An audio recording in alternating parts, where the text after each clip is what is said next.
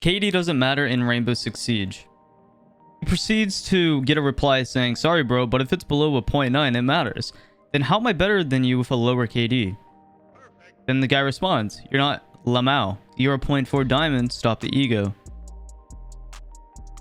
Now, before we get into this video, I just want you guys to know, if you guys do enjoy this type of video, let me know down in the comments, like the video, all of that, and drop your hot takes down below in the comments. If you are interested in being more likely to be in one of these videos in the future, go follow me on Twitter, Garfieldisdoc, and whenever I tweet a hot take, just comment down below your hot take. If you disagree with any of my thoughts and opinions, that's totally okay, but let me know reasons why you disagree down in the comments. Let's get into it.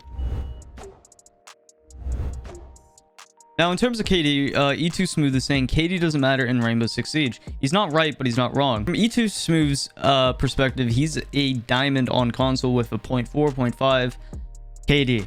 0.8, 0.9 in Plat 2 and above is the lowest your KD should be. For a majority of reasons, it makes sense to have a 0.8, 0.9, especially if you play a more supportive role and, you know, you're droning your teammates in, you're actually doing what a support operator is supposed to do. You're less likely to get into gunfights compared to like a Zofia or Ash, Sledge, whatever. But there's going to be points where, you know, your kills are the most meaningful as a Thermite, Ace, whatever, Thatcher, if he's on the board. Because you're usually like cleanup crew. You're probably like getting the plant down, your post plant, all of that. So that makes sense why your KD is a little bit lower. But in terms of someone like E2 Smooth who has a 0.5, 0.4 KD, you know, I don't know why he does this to himself. He's egoing people on Twitter. Maybe it's for impressions, but for him, I did a whole VOD review. If you want to see that, click right here. It does matter. He shouldn't be in diamond elo. He queues up with MNK users, and you know, he does get carried. He's a nice guy from my perspective, in my opinion, when I've met him, but I don't know, he trolls himself. I think for E2, he needs to do for himself, go solo queue, go like work on his mistakes and then grow upon that.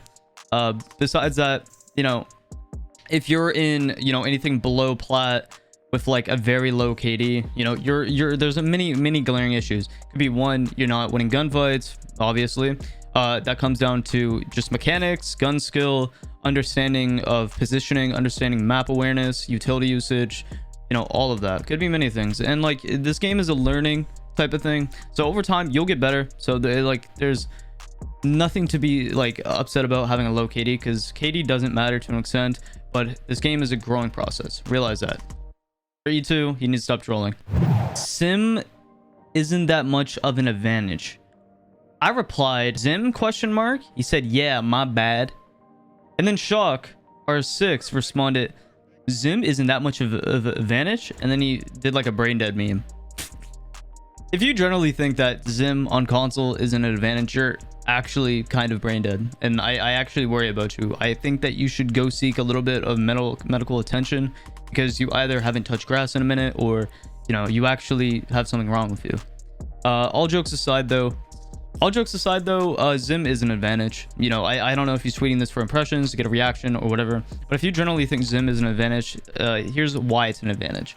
Because you're buying a third-party device that allows you to use MNK on console, and if you know anything about a mouse compared to I don't have a controller by me, you're using plastic sticks that only is dependent on your thumb for aiming. You're using a plastic stick that has no aim assist compared to other games like Call of Duty, Fortnite, whatever, which makes controller actually very viable and actually overpowered in some instances.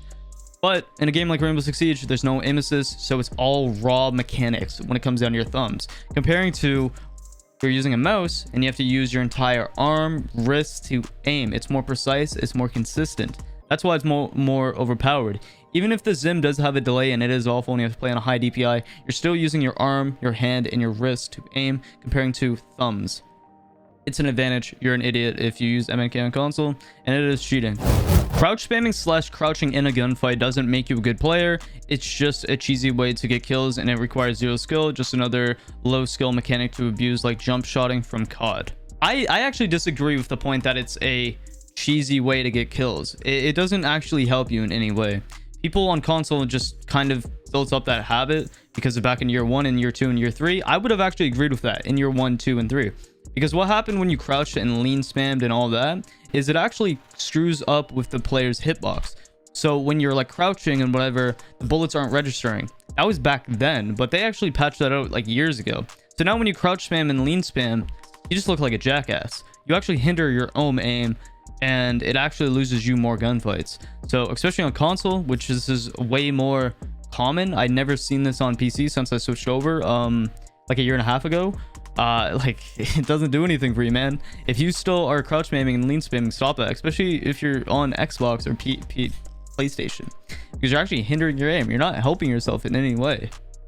And I don't think it's anything like the drop shotting in COD, because, you know, or jump shotting in COD, because, you know, there's no advantage anymore. All pinging in game sucks and is unskillful, not just yellow pings. You know, I tried to make the point when yellow pings came out, it was actually more helpful for people who solo queued and, you know, all of that. But I think in higher ranking elo, where people are 5-stacking and people are using microphones and whatnot, I actually do agree with this. It is very unskillful, and even just red pings in general, because this game is supposed to be tactical. So if you're using a camera like a Valkyrie cam, default cam, Maestro cam, etc, etc, if you're able to just be like, yo, C4 on Z ping from under, you know, instead of giving a call out like, yo, you have to C4 on cafe, the mini bar, you know, people kind of don't understand callouts as much. This kind of does lower the skill gap, in my opinion. Pinging in game, it does suck, and I think this is something that should be out of the game, especially for like ranked. I think for casual and unranked, this is a good mechanic for players to learn, just like map callouts and whatnot. And because the Z pinging, it kind of does give you a general location if someone's trying to explain something to you.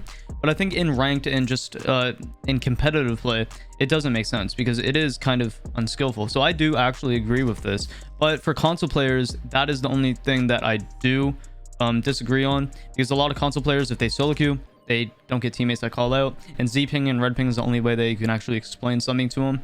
But when it comes down to the communication based side, I think that it's very good to not have this pinging system, because then you actually have a skill gap between players that understand the maps, understand the callouts, the unique callouts, and can accurately explain where the person is, you know, and be a good team player. Rollback has hurt the player base as much as cheaters have. I think this might be my favorite hot take at the moment, because elo rollback on PC is literally so bad. For me, who's someone that's been 48, 80 this season, last season I was 30 points off champ, and 2 seasons ago I was champ. I was like 5,300. Rollback has gotten worse and worse and worse over the seasons, because cheaters is becoming more common. And the way the elo rollback system works, if I play a cheater right now and I beat them, I lose the elo that I gained from beating them, because when they get banned, it gets stripped away from me, and it kind of loses the incentive of ranked, loses the incentive of even winning. It loses the incentive of just enjoying the game, because if you're trying to play at a higher rank, or you're trying to gain a higher rank, there's a lot of flaws into that. Because one, if you're shit at the game, you can easily just get boosted by a cheater. You can get the rank charm, and then when that person gets banned, you lose all that elo, but you still get the rank charm. And it just, there's like a weird cycle in terms of just cheaters and then elo rollback. Ubisoft has said that they are working on a fixed rollback, which would be really nice, because if I beat cheaters, in my opinion, I think I should keep that elo. They're at such an advantage compared to me. They have all this info, which this game is an information-based game. I should be rewarded basically for slamming those dog meat cheaters. Now, if you guys enjoyed this video and you want to see another hot takes videos, maybe make this a series, make sure that you go down in the comments, drop your hot take, go on my Twitter, follow me, drop your hot take under one of my comments under Twitter, tweet like this, and be sure to, you know, like, sub, and comment. And that's about it. Thank you so much for watching the video. This is Garfieldisdoc. Hope you have a wonderful day, guys.